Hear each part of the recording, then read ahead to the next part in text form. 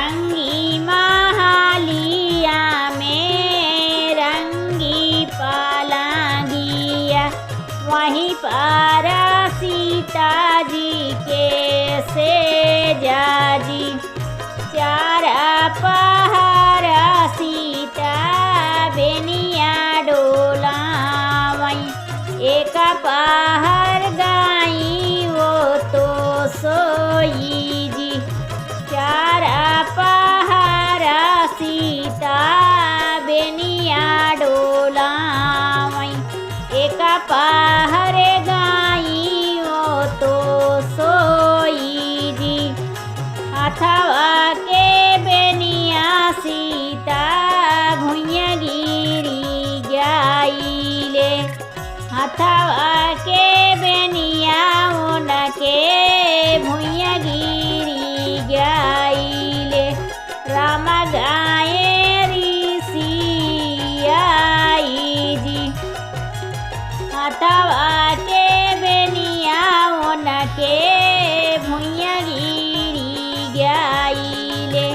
राम गाए ऋषि आई जी, धाऊ तू ही नाउआ रे, धाऊ तू ही बारिया, धाऊ तू ही नाउआ रे, धाऊ तू ही बारिया।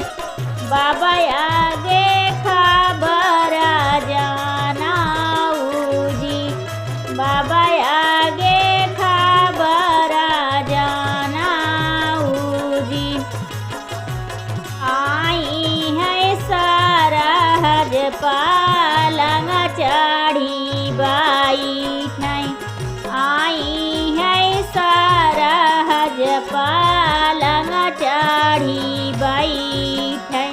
पूछै लागे बीरा जोड़े पाना जी, कवना कसूर तुही किहु मोरी न्याना दी। कवना कसूर तुही किहु मोरी न्याना दी। मोरे आगे वो रहना आई जी। चार पहर भौजी बेनिया डोलाए, एक पहर गाए हम सोई जी। चार पहर भौजी बेनिया डोलाए, एक पहर गाए हम सोई जी।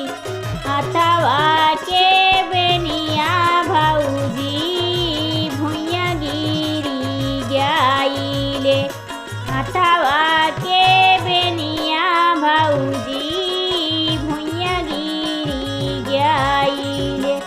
राम गाए हैं ऋषि आई जी, हथवा के बेनिया भौजी भुइया गिरी जाइले। राम गाए हैं ऋषि आई जी। एतनी बचाना माई कहूँ ना दोई, एक बचना माई कहूँ ना दोई। सुनिला तुम नावा गिराई जी, सोनावा नाई सन मैं तो ननदी संकाला पे। सोनावा नाई सन मैं ननदी संकाला पे। आप प्रभु बाबू रे के गाँठ जी, आप प्रभु बाबू रे के गाँठ जी।